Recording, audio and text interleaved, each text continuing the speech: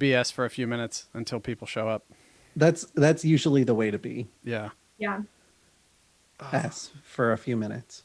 Yeah, living in DC, it's just kind of there's I mean, I live in a pretty residential area, but like wacky stuff happens sometimes. A friend of mine lives like right across from Lafayette Park. Yeah.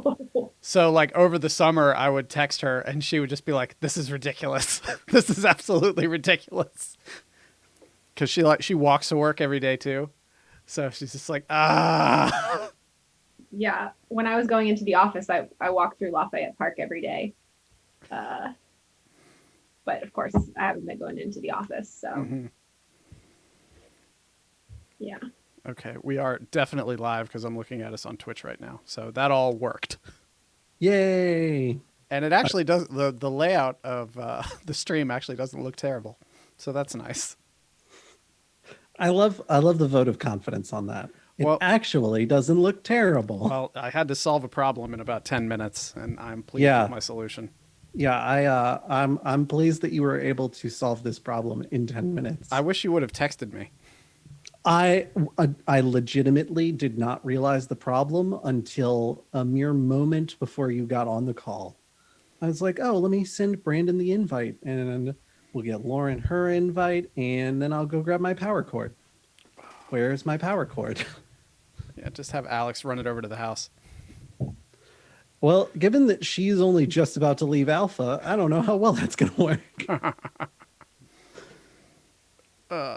We got people showing up now. Like 9 people watching right now. Oh my gosh! So that's positive. That's positive. Yeah, those are great numbers. Those are excellent book club numbers. Given that we kind of sort of changed the date on Facebook last minute. I didn't even notice. It's on me. Hello, Marion. Hello. Yeah, for anyone who usually relies on the Facebook, that's my fault. I knew for about a month now that we had scheduling conflicts, October, November, and December, because we do QPR recording every other week on Tuesday nights, and book club being on Tuesday nights, second Tuesday was working great for a while. But we can't do QPR recording and book club at the same time. That'd be pretty chaotic. Like Solinar reads fantasy novels, might be interesting. I don't know. Maybe we'll do that for like special book club at some point. Yeah, I guess we can start talking about the book now. There's people watching, and it's a few minutes after 7. Unless you want to give it another minute. I'd be fine giving it another minute just to let people drop in if they're coming. All right, we'll wait till 7:05. We'll start on like TBS time from the 90s. Oh, there you go. Yeah. There you go. Hey, Breck. Hello. But yeah, I didn't even realize I had goofed on the Facebook calendar until Marianne was like, "Oh, phew, I've got a week left, so I can finish reading the book in that amount of time." And I was like, that's my fault. I'm so sorry. Well, actually. Whoopsie doodles, you guys. Whoopsie doodles. So how is everyone tonight? Good. I'm here. I'm hanging in there. It has been Lauren, it's been a rough transition being back in the office, but I'm here. That's fair. That's fair. Lauren, that is a phenomenal shade of lipstick. Thank you. I don't know if that's spooky time celebration or what, but I'm here for it. Yeah, I was joking with Sharon because she's doing all of her like costumes and stuff, and it's really really cool. Mm-hmm. And I was like, I'm like stuck inside October. I don't get to do any of the spooky things that I normally like to do. And so I was just like, I'm just going to wear black lipstick every day. So goth it up. October. Mm-hmm. Goth it up. I'm here for it. It's fantastic. Thank you. Marion says she only had an extra 30 minutes worth of reading to do today, so it sounds like she's actually finished with the book. Oh, nice. Yeah, I was easily like 150 pages from finished. So after work, I just like curled up on the couch and read until I came to get ready here. So I did not get to finish the book this month, and for that, I'm a little upset because I've been enjoying it so much. It's so good. You did your best, and that's what counts. Yeah, it's this past month, I should say, has been wild for amount of like busyness and things being unusual. Mhm. So I'm gonna give myself a break. All right. I think we're there. I think we're there. Josh, do you want to introduce everybody? Sure. So I'm Josh Maltby. I'm one of the co-owners of Goblins and Growlers. I am typically our moderator for book club. I say typically because who knows? Maybe somebody else will take over on occasion. It looks like above me and to the right, looking at the Twitch page, Brandon is another co-owner of Goblins and Growlers and is a sometimes attendee of book club, more in the beginning and less more recently, not due to lack of interest, because as I understand it, you've been picking up every book that book club votes on. Support Alpha Not- Comics and Games. Yeah, I think that's great. Mhm. You haven't always been getting to read them though, as I understand it. No, I'm a busy boy sometimes. Yeah. Yeah. And so that's part of why Brandon dropped off book club streams for a little while. But as I understand it, you did get to read this one. I did. Fantastic. It was a very good book.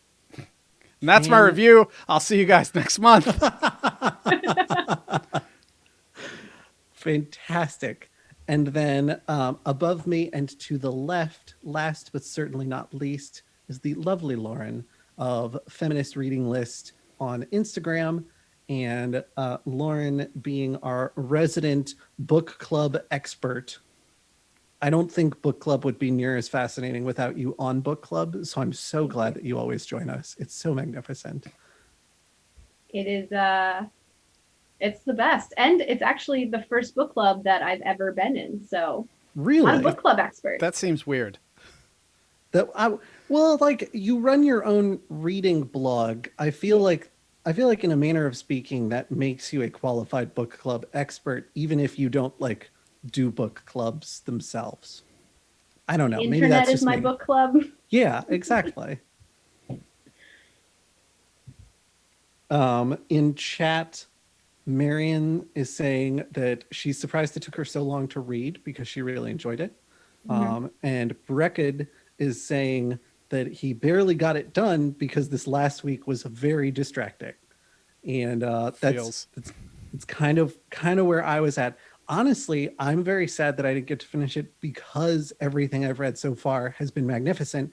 But as per usual, the fact that I didn't get to finish the book does not mean that y'all can't talk about the whole book. Please talk about the whole book because I deserve spoilers at this point. I really liked it. This is my second read through. I read it like maybe a year ago or something. So it was nice to get the refresher. And no, it's good. And I'll kind of agree with everyone here that it was a hectic month. Does anybody want to kick us off with the discussion question? So I've actually got one that I thought was kind of interesting, which was that Becky Chambers' image of human future is we ultimately have to flee the planet. Mm-hmm. Doesn't go into specifics about why, but there does seem to be sort of an overtone of like humans did a bad job with the environment and then they had to leave. Yeah. That's my number 2 point on my on my write-up is what does the book say about humanity? Because I don't think it's super optimistic. It's interesting because like all of the characters, all the human characters individually are really empathetic and interesting, but I think Becky Chambers has some things to say about humanity collectively, and I don't think they're very good. It does kind of seem that way, yes. I did, though, note that Becky Chambers' image of what humanity becomes once they leave Earth is fairly optimistic, because the Exodus fleet being basically a group of super pacifists is kind of amazing. I am about that. Yeah, the thing I found most interesting about the Exodus fleet, kind of stepping away a little bit from just the pacifism aspect of it, is throughout the whole book, I'm just like, so they left Earth a long time ago. They ran into aliens a long time ago. Why are they still on these ships? Why haven't they found a new planet or anything like that? And while we've been talking, I've actually been looking at the other books in this series on Becky Chambers' website. Apparently, the third Wayfarer book addresses that. Oh. Well, so something that they do address is that humanity, with the help of I think it was it the Harmagians or the Eluan? The Aeloans were the ones that found the Exodus fleet. Yeah. Well, but one of those two races kind of like says, "Hey, humans, you're pretty cool. You messed up your home planet. We can help you with that." It's the eight. How did you say it? I said Eluan, but I don't actually know that that's accurate.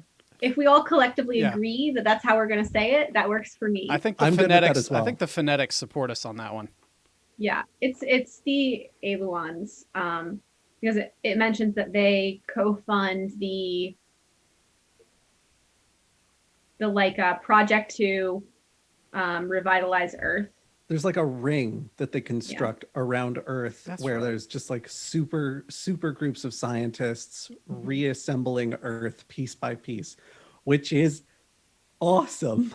It's so cool. Although it does have a little bit of a Halo vibe, having a giant ring constructed around Earth. But in this case, it's for building life instead of destroying it. I loved all of the world building, in general. I thought this book I loved the world building. And then also the world building specifically for humans. And over and over again, it highlights that humans are not unified. They have a fairly fractured approach to things, and that's brought up in that speech to the galactic. Are you talking about the GC? The GC. Isn't that like the galactic? Is it the Galactic Confederacy? The Galactic Commons. Commons. Oh, okay, perfect. On whether they should be allowed to be a recognized member, and they're like, oh, they're fractured. They can never agree on anything. And I'm like, yeah, that checks out. I don't know. I have a hard time seeing humanity having a whole planet collectivist approach to anything. Yeah, and I like all the different weird routes that they go. One of my least favorite sci-fi tropes is kind of like these Star Wars, Star Trek, human dominance of, sort of galactic politics and everything like that. Like humans are the ascendant and everything. So I love a good story where humans are basically the galaxy's bums. And we're just like all the country cousins. David Brin did a really good job of that in his Uplift trilogy, if nobody's ever read that. But it's basically like humans would have been enslaved in that if we hadn't gotten lucky and experimented and given sentience to some chimpanzees. Otherwise, we would have been enslaved by some other society. So I just love it when humans are just painted as just schmoes. And we haven't figured our problems out. We're just doing the best we can. We get up every morning and put our pants on. That's about all we can do. I also love that trope. I was kind of reminded a bit of this book called, sorry, I was looking at the title on my bookshelf, called Space Opera, where humanity starts to explore the galaxy a little too much, and they bump into the Galactic Federation, and they have to prove their sentience, their like worth as like sentient beings in order to not be destroyed. And it's through like a Eurovision singing contest. Oh But God, like that the sounds idea, amazing. yeah, it's good. It's like very Douglas Adams. It's so good. But it also kind of like craps on humanity a bit, but is like ultimately hopeful. So that reminded me a bit of this. One of the few good things I can say about humanity in this book, and I'm not like saying like overall humanity's negatives, but one of just like the positive things is like even though humanity's all like factionalized and everything in this book, it's nice because it seems like they're at least not all fighting with each other. Like Mm-hmm. they've got their divisions and everything, but they're like, you do you, you do you, you do you. For the most part, it's cool. For like 98% of the time. So that was nice because like we have other stuff to worry about rather than just fighting ourselves. Yeah. Yeah, I mean, the plot of the book kicks off because a greedy human, essentially corporate lobbyist, starts selling gene targeting weapons to another group, a species of individuals that are known for their warlike behavior. So I don't. I feel like the you do you goes not as far as one might hope. Well, I'm just talking about among human factions. Oh yeah, like humans to humans, I guess. Yeah. I don't know. Yeah, we're at least not crapping on each other all that much. We're just being Ronald Reagan and selling arms to other people. Boof, boof indeed. Yeah. I really liked the Gaius, the Oh yeah, the Earth purists. Yeah. yeah. I thought that was just a nice like little touch because I was like, yeah, somebody Yeah. would be doing that. Yeah, that's the ultimate evolution of the prepper survivalists in that Mm-hmm. far future. Just like, okay, this is how we're going to It's do it. We're going to live in a cave. it's two groups of people simultaneously. It's the prepper survivalists, and then it's everybody's weird aunt who thinks essential oils cure everything. Like it's those two groups just smashed together. At some point in the distant past, multi-level marketers and survivalists merged their two camps. Exactly. Yeah, and you see like the two extreme human reactions to technology. You have like the modders who like go all in and are like sort of the best and worst of like human creativity, like and so you have like that camp of like human relationship with technology, and then you have the Gaius who are just like, nope, we're going the other way. And I think that like I don't know made sense to me, and like the idea that we have the technology to solve all these problems doesn't necessarily mean that we're going to use it. And I think like if you like anti-vaxxers, right? Like I think that's something that's overlooked in a lot of like sci-fi, just like the psychological human element. Mm-hmm. And I mean, it's kind of a cool concept. I mean, yeah, I think that's very reflective of humanity as we know it now, because we already have people who the latest and greatest technology comes out and they want it glued to their face so that they can just live there forever.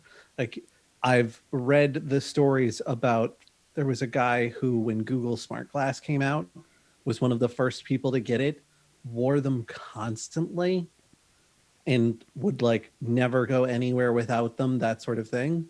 And then when they shut the project down because they were like, the world's just not ready for this yet, like the technology's still too new or whatever, he was like, you guys can't do this to me. I how am I supposed to, like, he suffered withdrawals from a piece of Yeah. technology. And it's like, I mean, you look at cell phones, That's kind of where we're all at right now. Like, if you take away my cell phone for 48 hours, I'm like, okay, I remember a world before a cell phone, but I sure don't know what I did in it. You One get of, the phantom buzz in your pocket, like you're like, oh, I got a message. No, I hate Mhm. that. not even a phone there. One of my best friends was a software engineer on Google Glass when it was launching, and he was like, when the project was finally canceled, he at least was just like, eh. He's always been a tech early adopter, but I think that was just a bridge too far for him at this point in human history. I think that was the general consensus on Google Glass was like, this is neat, but But anyway, we were talking about the divisions of humanity in yes. this, the first Wayfarer book. I mean, I think the conversation we're having plays into that at least a little bit, because right now, and I think that's where Becky Chambers was going with that, is that right now you have a lot of division between, humans who embrace technology immediately and Mennonites or the Amish who are like, hey, maybe technology's not so great and we were only supposed to develop to a certain point, and now that we're trying to develop past that certain point, we're actually dooming ourselves. Yeah, I mean, I don't know. You could argue that in this book, technology was both the damnation and the salvation of humanity. Because if they hadn't developed the technology to leave the planet, they never would have encountered alien races, and they never would have been able to save themselves or their planet, and they all would have gone extinct. Yeah. Yeah, I think ultimately it's not the technology that like is highlighted as like saving humanity. It's basically like the Exodus fleet and their ability to put aside human like nature to fight, Mm-hmm. and then also like the like goodwill of other species. So like basically everybody putting away their like instincts towards like war and profit. Um, that's what I got from the whole like thing that saved humanity. Because there's even a remark that the Mars colony wouldn't have maybe long-term success, certainly not to the point that it is without like support from the rest of the galactic commons. Mm-hmm. Yeah. Yeah, Yeah. absolutely. But I definitely want to take a look at that third book now, since it's supposed to go a lot more in depth and sort of like into the details of the Exodus fleet and how it functions and what their purpose is now. And why are they just still hanging out on the ships? Why haven't they found another planet? Have they been in the ships so long that life planet side just seems like super weird to them? Like I think that would be like an interesting thing to look at. I mean, I know Ashby talks about that a little bit in one of the early chapters, how like the hum of a ship is a thing of comfort.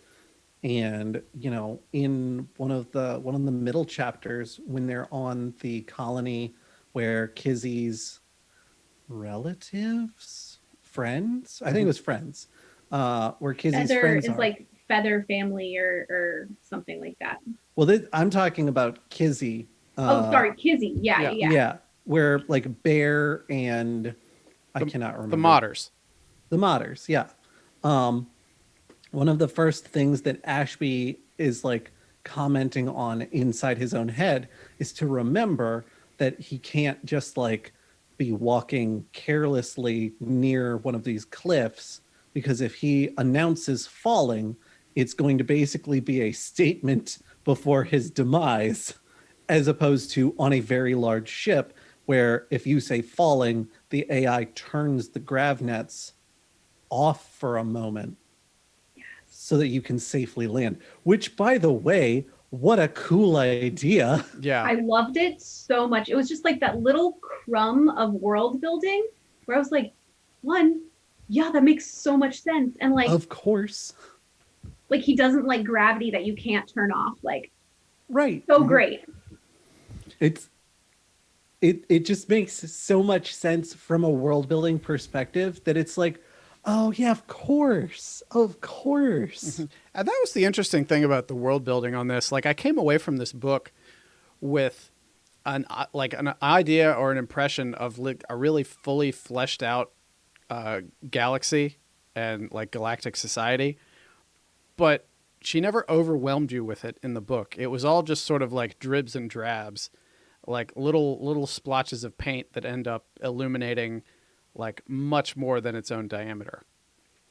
I just thought that was very well done because they managed to avoid like too many info dump things in the book. Like there were a couple where it would like reference like a news story or a letter or something like that, and those flesh things out pretty well. But they managed to avoid those and do most of the stuff just in text, in conversation with context clues. I thought that was really nice.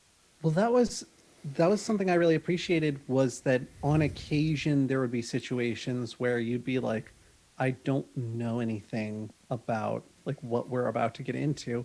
And Rosemary, because she's lived her entire life on Mars and like has studied the other species of the galactic commons to a certain extent, but doesn't know them very well, she would bring up reference documents to kind of give her that like little refresher, to give her that common understanding again. And those would be spaced out to where they'd be relevant in just a chapter or so. Yeah, I thought she And was a it's really well done point of view character, just from like just as a reader, because she was she was a super effective POV character without me sitting there and being like, oh, she's just being the POV character. Yeah, She I thought was- she was great. It's kind of hard to believe that this is like Chambers' first novel. Wait, really? Yeah, Oh, I didn't know that. That's amazing. yeah. Is it? Like I read I read that she had it like sitting in a drawer for a long time, and then something happened at work, and she was just trying to decide whether or not she wanted to like focus on this or not. So she ended up starting a Kickstarter for like with a goal of like $2,500, so she could like work half time for like 2 months or so to finish this. That's amazing. And she got it finished, and she self-published it because she's like, if nobody picks this up, I'm just going to publish it myself. And then kind of like what happened with like The Martian, it was self-published, and then it got enough attention being self-published that a publisher picked it up. Wow. That's so cool. I didn't know that. I will say, basically, the whole time I've been reading this book, I've been like, this would make an amazing TV series. It really would. Like if somebody like Amazon Prime or Netflix doesn't try to do this as a series in the next like 5 to 10 years, that's missing out on something that could be. It could be like a much less stressful version of The Expanse that would be very enjoyable to watch. I was thinking lower key Firefly, but yes, I think we're on the same page here.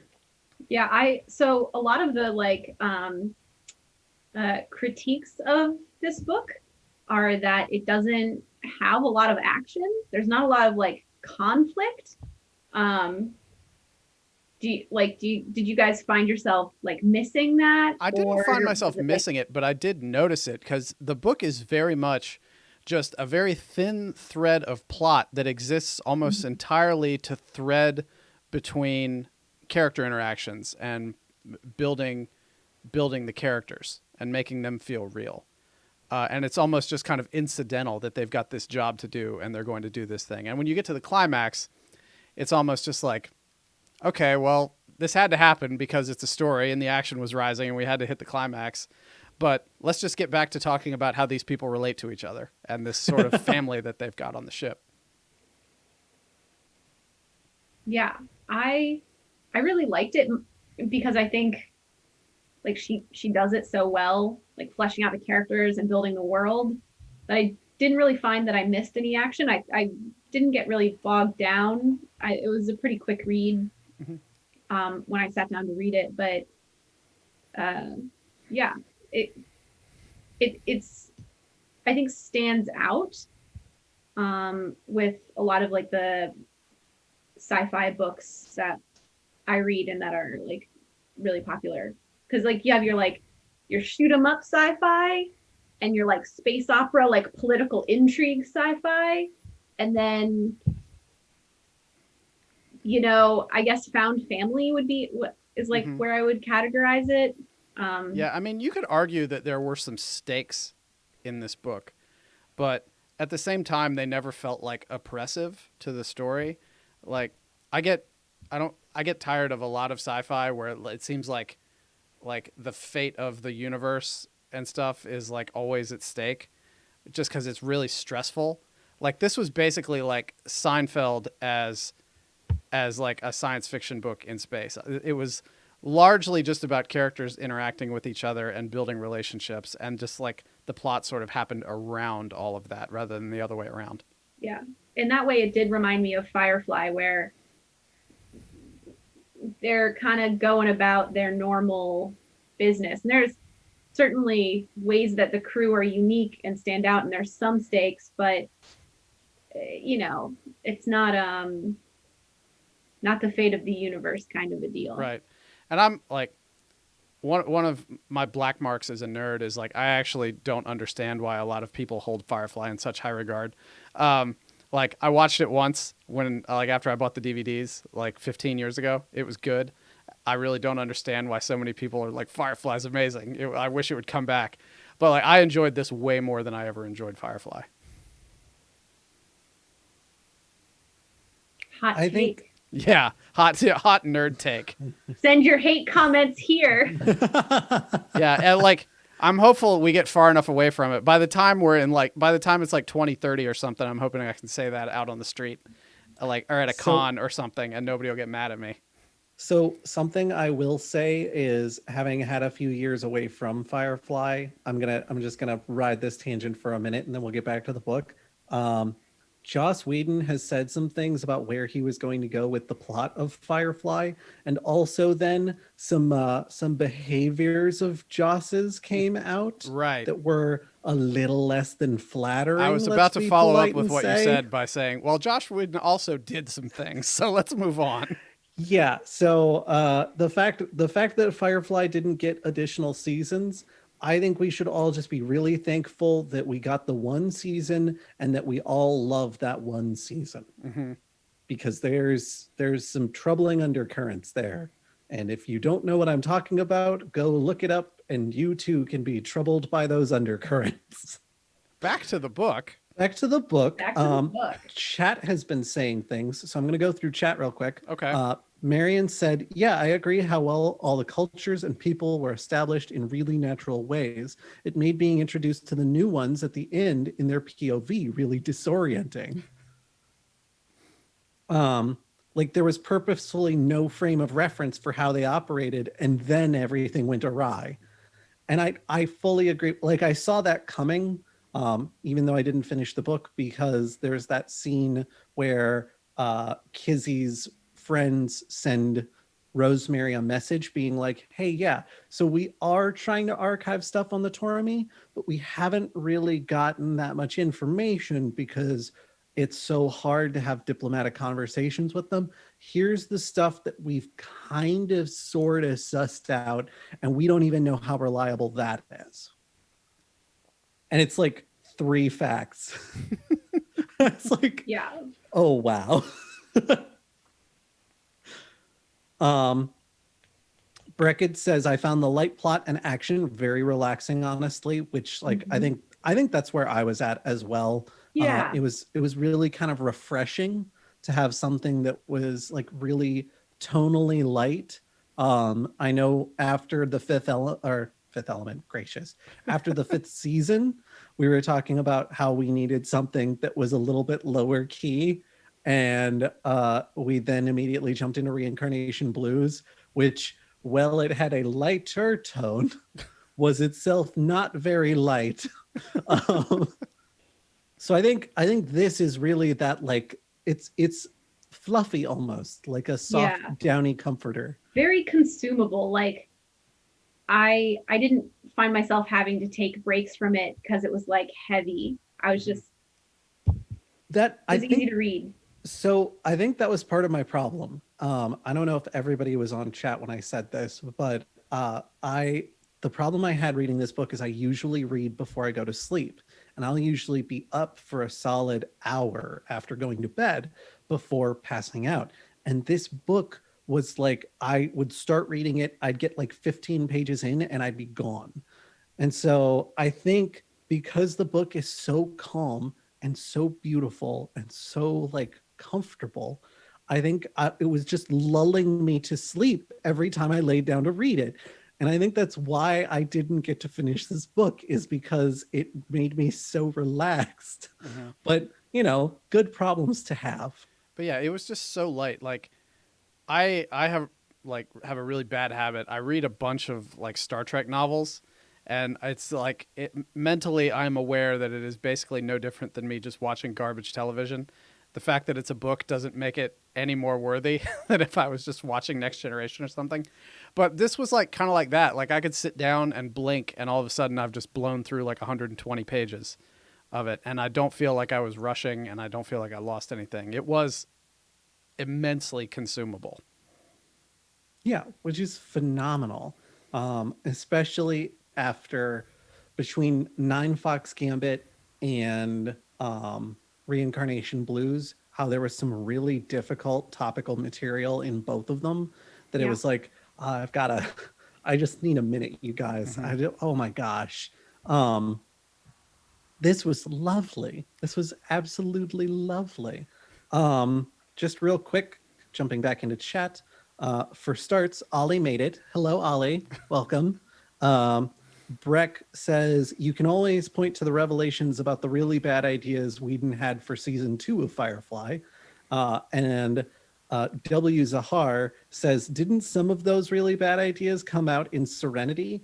And yes, you are correct in that some of those really bad ideas came out in Serenity, but not all of them. If you're curious, go look. You'll be mad too.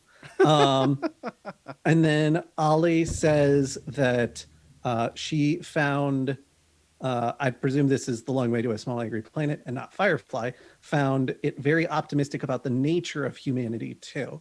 And I think it does, like, it clearly highlights where humanity was before they got onto the Exodus fleet, and then kind of how they come out of that as a majority.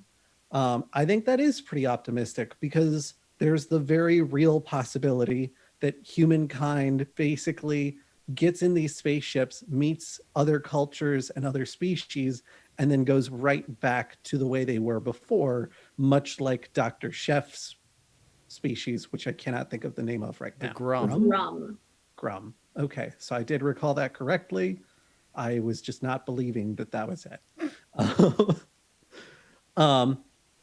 Because I think that is kind of supposed to be that angle of things. Is it's like, look, if we really want to get great at making war with ourselves, we 100% can, and we will start doing really diabolical, really awful stuff like this to ourselves for generations.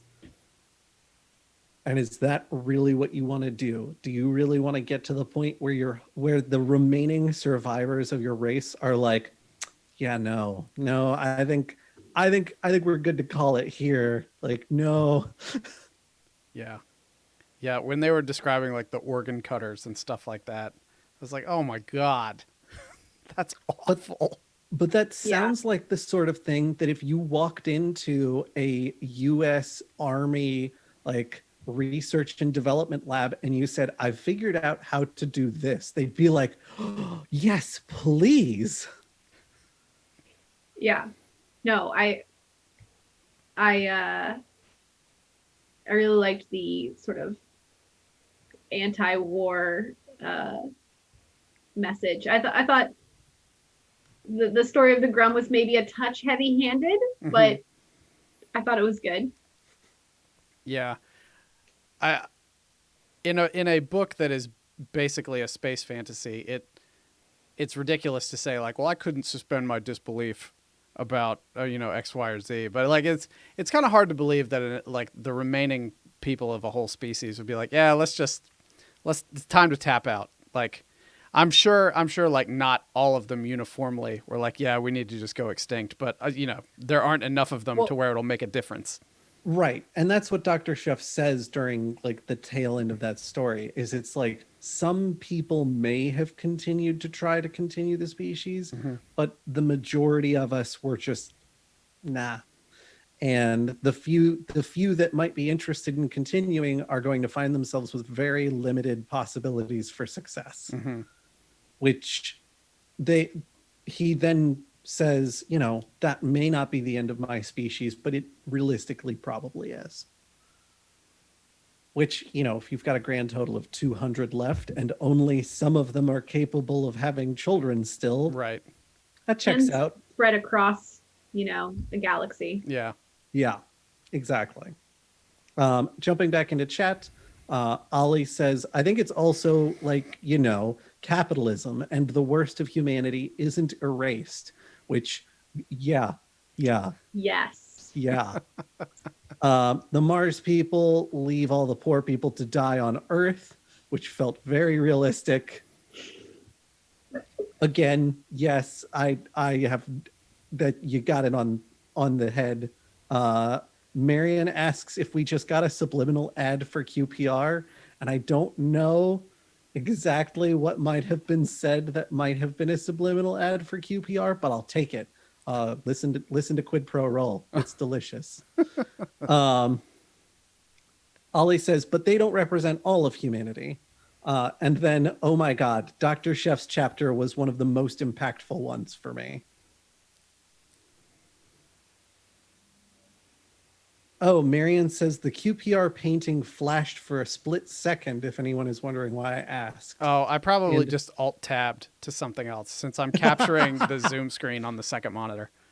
Oh, okay. So that's amazing. Yes. Just do that every like 10 minutes or so and just like really like gotta listen to QPR. I kind of liked Ashby as like kind of like the best of like what humanity could be, right? And then you Yeah. have Rosemary, who is like kind of like us. Like she's a great POV character.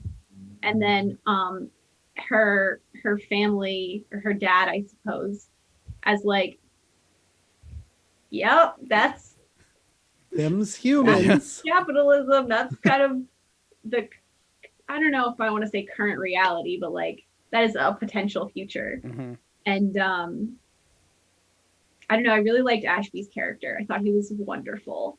And so I don't know, I definitely like saw a bit of that contrast. I don't know if it was intentional or not, but like yeah.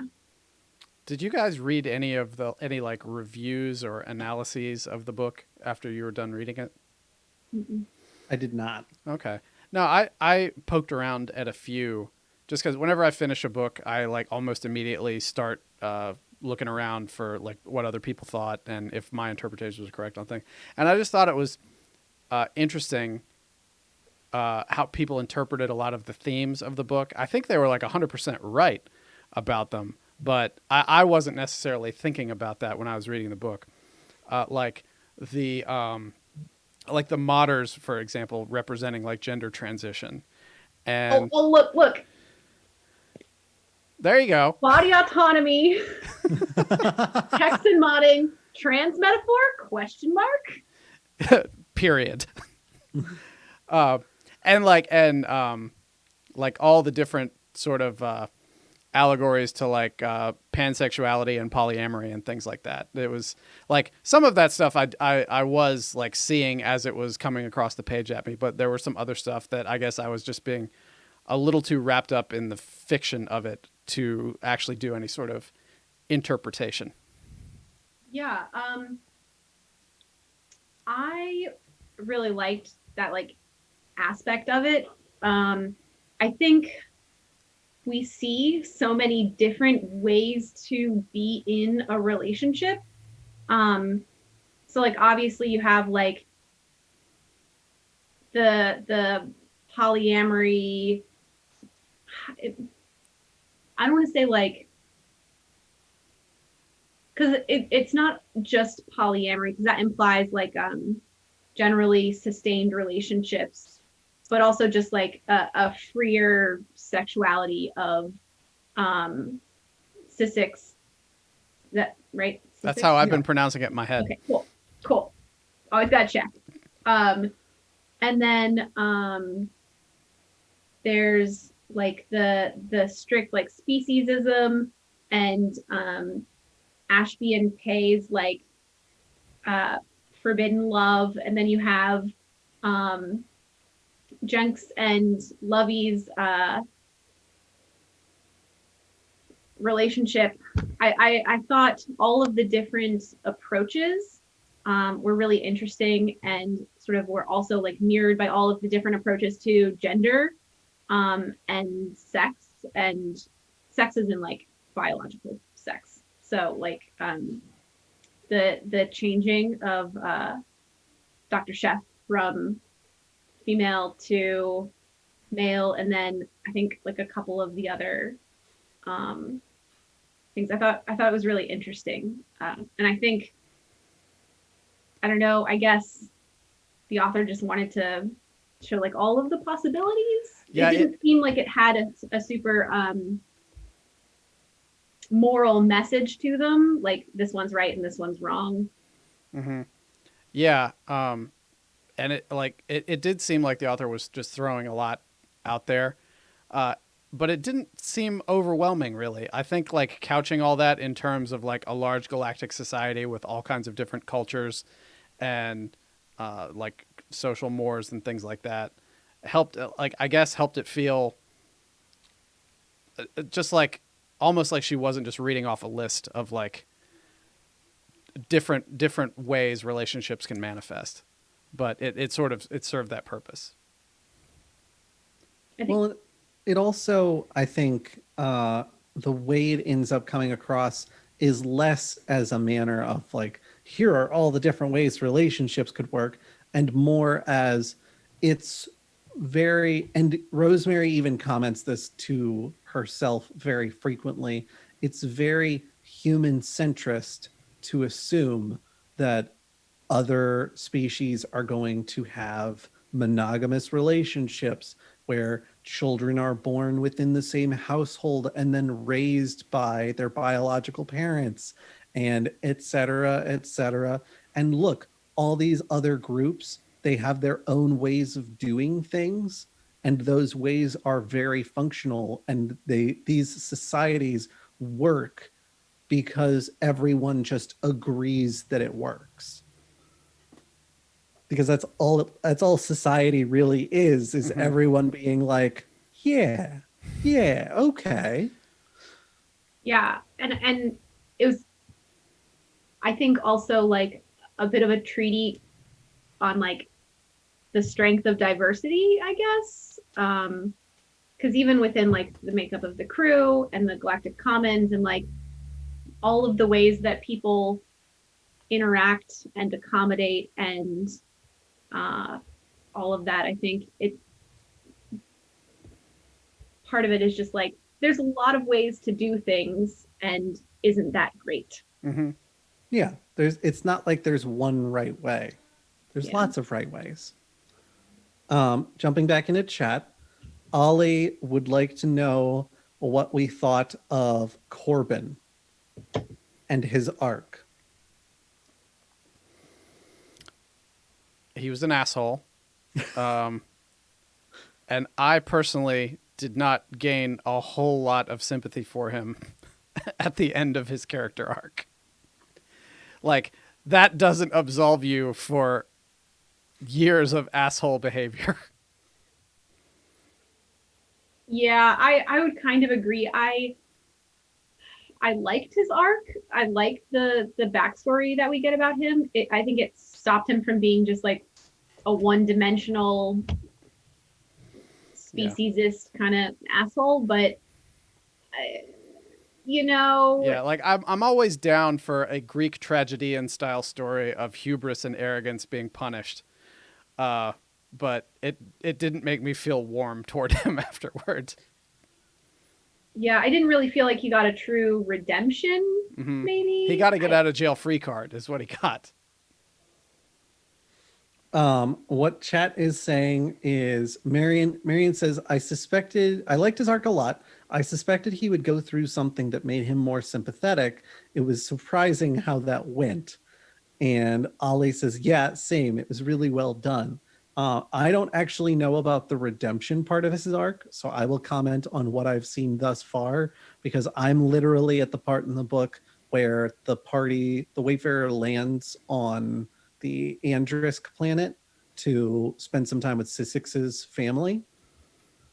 And at this point in the book, the only things that Corbin has done is complain about things that might go wrong with the algae and then make sure that things are going okay with the algae, which it does feel pretty one dimensional. Can someone fill me in as to what his backstory ends up being to kind of like give him extra dimensions? Lauren, go ahead. Oh, Brandon, go ahead. Turns out he's a clone.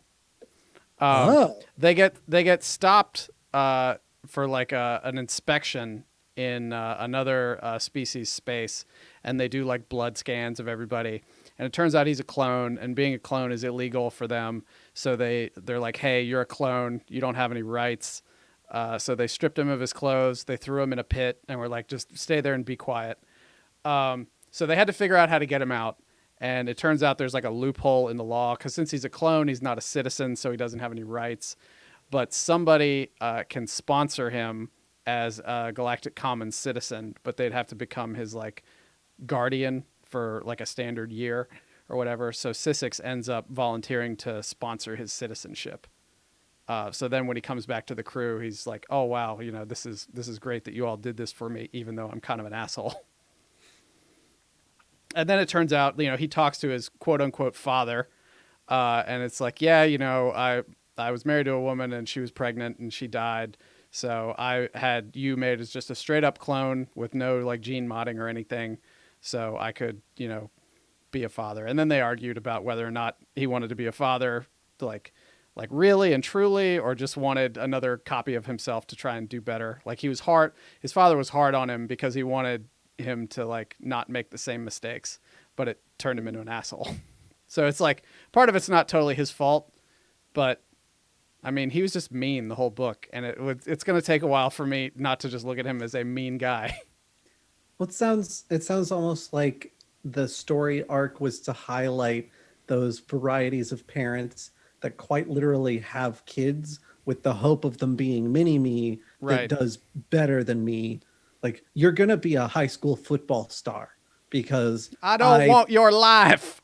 I broke my ankle in freshman year and it was unacceptable because I was gonna be a football star, and now you're gonna be a football star.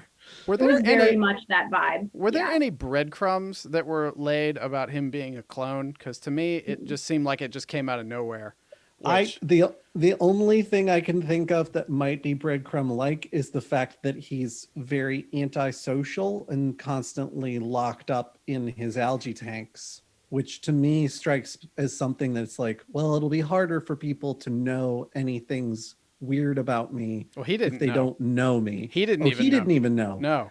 Yeah. Oh. And you find out that his father was also kind of, I don't know, not the most social person. Right. You do, the only I think breadcrumb you get is when they receive care packages. Mm-hmm. They're like, oh, Corbin didn't get any because he's not close with his family or something like that. But Yeah. it is out of kind of nowhere. Yeah, I would have appreciated some sort of like Chekhov's gun about like mentioning some sort of genetic abnormality that he had, or he really looks a whole lot like his father or something like that. Just or maybe a mention of like cloning being banned or something like that. Yeah, just something so it didn't feel like it just popped up out of absolute nowhere. Like it was fine, just it wasn't a problem. Just as a reader and a storyteller, I was irritated at sort of how like ham-fisted it seemed. So my thing with his arc was that it made me feel more for Sissix than it did for him, because like that moment where she she agrees to sponsor him even though he's been super racist slash speciesist towards her, and then she like goes in to get him from this like prison where they've been keeping him, they beat him and have kept him like naked, and like she doesn't really understand humans well, but she tries everything to make him comfortable. She's like, I know he hates me, and me seeing him vulnerable like this is going to make him even more uncomfortable. So she like goes out of her way to like get clothes for him, even though she doesn't think clothes are important. And like she kind of pretends she doesn't see him cry and like does everything to make this like guy who's an asshole to her comfortable.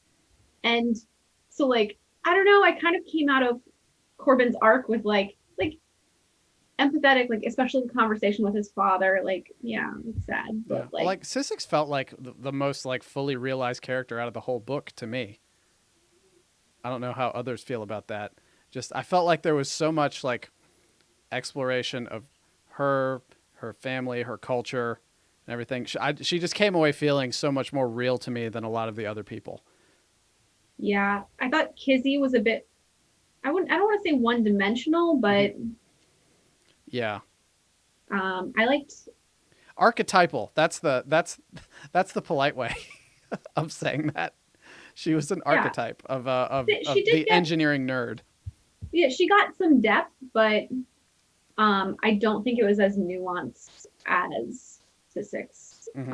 I really like Jenks. I thought his um character was really interesting. His relationship with Lovey was like super cool, and you like really felt it. I love AI as like characters. I love that sci-fi trope, and so um I liked him. I liked his like background and the bit we get about his mom and his like relationship to his body. I thought was really neat. Hmm. He was definitely one of my Yeah, favorites. but talking about Sissix again, the part for me that really stood out and just sort of demonstrated.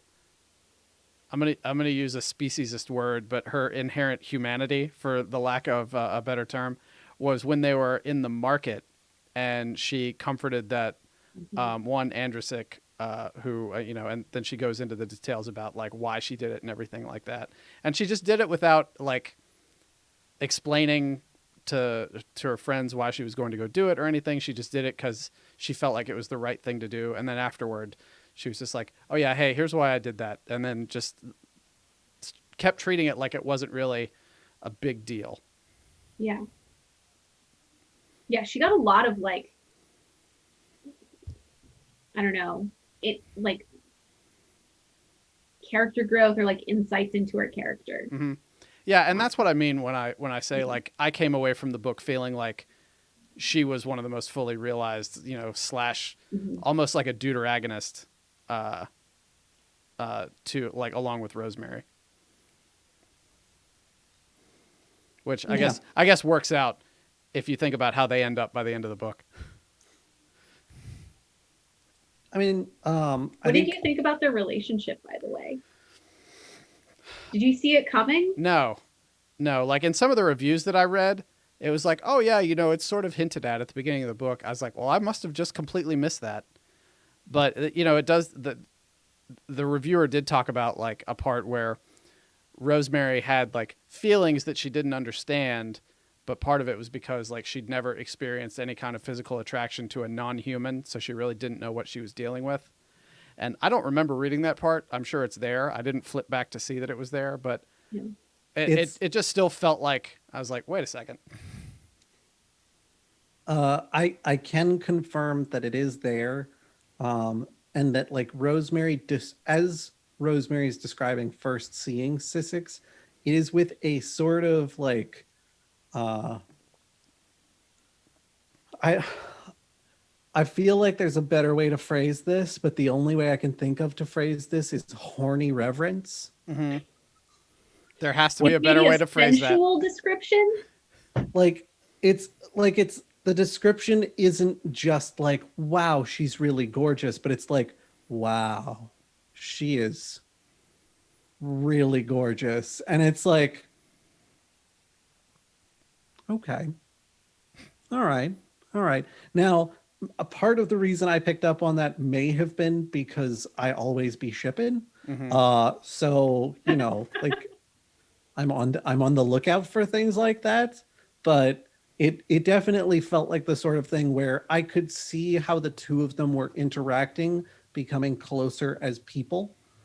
Um, so I don't think obviously I'm not there in the book, but I don't think I would have been, I should say, super surprised by that as a development because I'd be like, "Oh yeah, you guys, that's beautiful. I don't know how that works, but go for it. You guys are going to do great." I think we're just not supposed to think about how those things would work. I mean, it really at the end of the day, it works however they decide it works. Is Right. the moral. Um, Jumping back into chat, regarding Corbin, Marion says it definitely brings up nature versus nurture, and both his nature and nurture kind of sucked. Uh, she says, but he started to care more about the crew when he saw what they would do for him, Hmm. which I think that kind of makes